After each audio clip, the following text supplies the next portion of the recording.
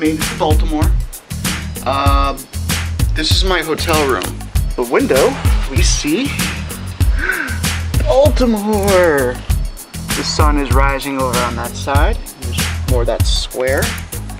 All right, right away we got this building over here, this large building. I have to take a better look at it, but I just saw this plaque. I figured I'd go ahead and point it out. Like San Diego, Baltimore is a historic treasure trove, but the architecture blows what I have at home away. This place has more monuments and a deeper clench to American history. So what trips me out a little bit is if you look at some of these buildings here, right on the bottom, you see like this little trap doors and stuff under here. This fountain here is kind of cool. These are like leaves, like giant metal leaves. In fact, well, it's a sculpture called Leora. So, seeing as it's raining, I have a trusty umbrella here. But I wanted to check out this. Ship, this constellation. This constellation is an American treasure. It was one of the last sail ships commissioned by the Navy in 1855. It was used as a diplomatic ship for its first 3 years of existence, but from 1859 to 1861, it became part of the African Squadron, ships sent to fight against the African slave trade. It even earned its stripes by freeing a few Africans on their way to becoming slaves. Today, though, it was raining cats and dogs. So much of the deck was wet, and because of that, we decided to go downstairs to see what's down there. Whew! This cannon is pointed at the Ripley's Believe It or Not. The bottom decks of the Constellation are hot and humid, and we're in the harbor in the Chesapeake. I can only imagine the pain the crew suffered back in Africa from the heat and lack of nutrition when scurvy was running rampant. At least the views were nice while you starved, I think. You could sit here on these seats and enjoy the view. Or you can go to medical. There's still that, right? Even if it is primitive. So, we've made it down to the guts of the ship, and this is pretty much the end of the line. You can see the stairs stop here, and the only other way to go is up.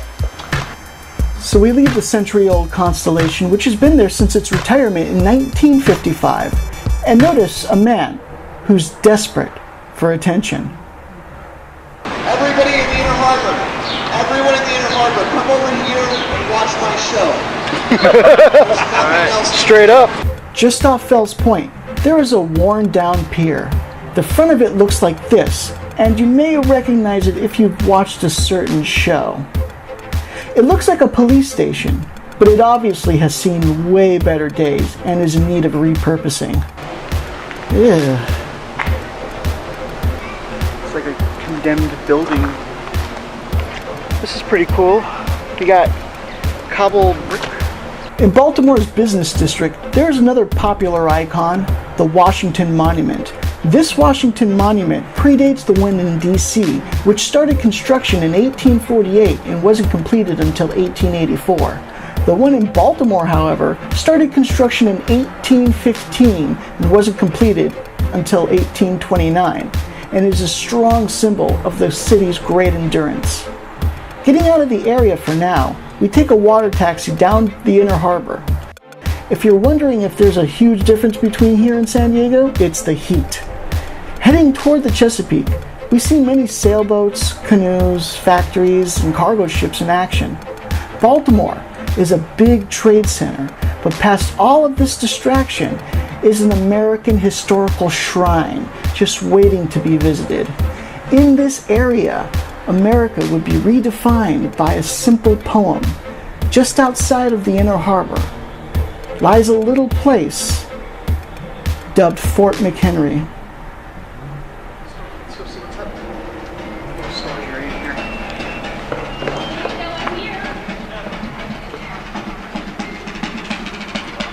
Ah.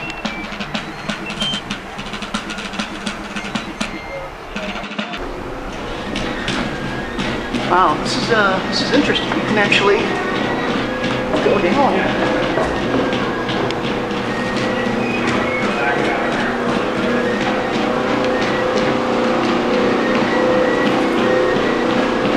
It's like a silo of some sort.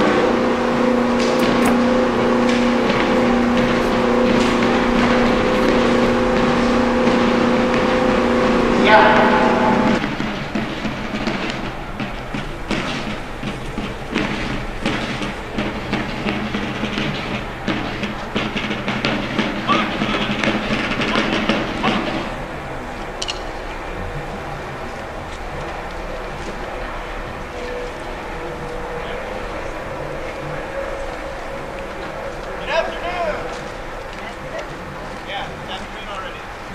What we just played, well, not the song we played marching around the parade ground, but the song that the drummer and I just played up on Bastion 5 was Roast Me.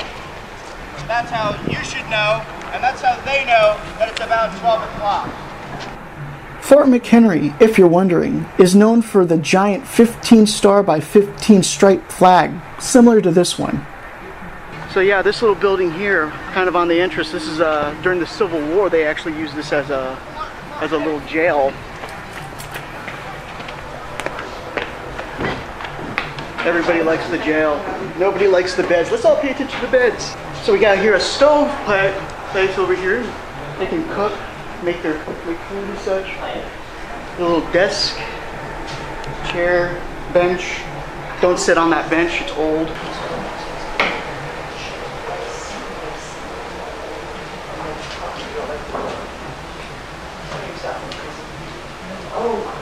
How long are you going to stay in there for?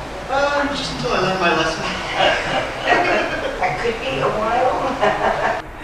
After a while, I decided to take the other part of this tour, which was from the waters.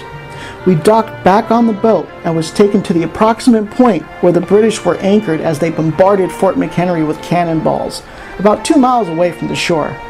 You can clearly see the sky rises above that fort that obviously weren't there before, but today highlights the overall importance of this city to the pulse of the country. Fort McHenry was bombed for 25 hours and lost a life in the battle, but because the survivors fought on, Francis Scott Key was inspired to write a poem that later became the Star-Spangled Banner. This is as important as Gettysburg, and though quiet today, Fort McHenry silently screams for recognition every time we play ball. And no, not baseball.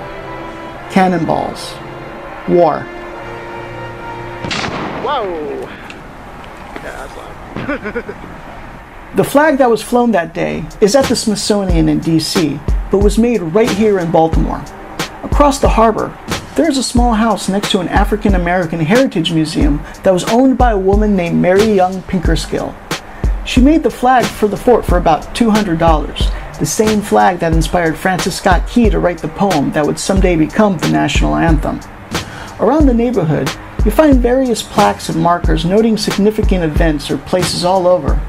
Long ago, Lincoln secretly traveled down this street on his way to his inauguration. He traveled to this building, which used to be a railroad terminal, but is now a Civil War museum. When the war began, troops traveling to Washington through Baltimore were caught up in a street riot here on this street in Pratt Street, in which 4 soldiers and 12 civilians died.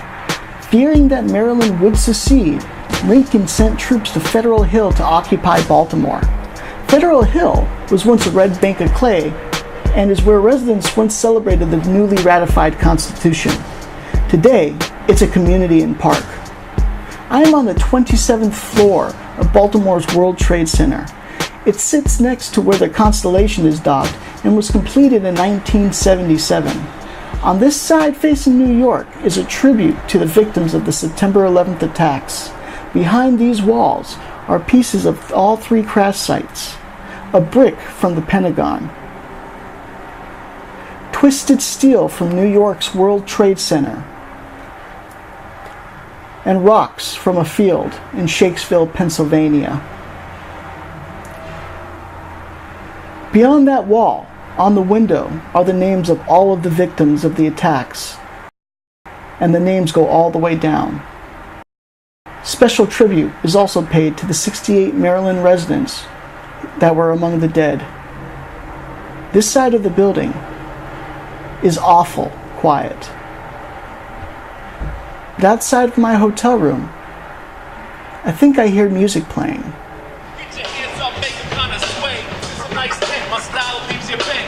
Yeah, it's like that, I got perilous intent. Every word I say, man, it always sounds dope. And if it don't, please don't say no. You can say up with hope, you can say down with dope. And I didn't even spoke these words that I don't know. I say yeah, I like that on the mission. Put it down like this, and I'm rock beating. Yeah, it's like that, man, it's kind of early. Who's that on stage? That's my dog Hurley. Kinda getting freaked out, don't like loud noises. Had to tell him, man, these are all my boys. Keep your hands high like the bands that you're rocking to. I'll run peace on you, yeah. Keep it right there in the pocket, y'all. Keep it right there in the pocket. Come on, come on. Can you know y'all feel that? Hey. Keep it right there in the pocket, y'all. Right there in the pocket, y'all. Don't y'all feel it? Keep it right there in the pocket, y'all. My man Big Slot right there. Slot. Like y'all feel it? Keep it right there in the pocket, y'all. Oh, y'all feel it? Keep it right there in the pocket, y'all. Oh, did y'all feel it? Keep it right there in the pocket, y'all. Say what now? Like y'all feel it, yeah. Keep it right there in the pocket, y'all. Pocket, y'all. Pocket, y'all. Like y'all feel it. Say we keep it right there in the pocket, y'all. Fellas, can y'all feel it? Yeah! Keep it in the pocket, y'all. That's right. I'm Andy Hall.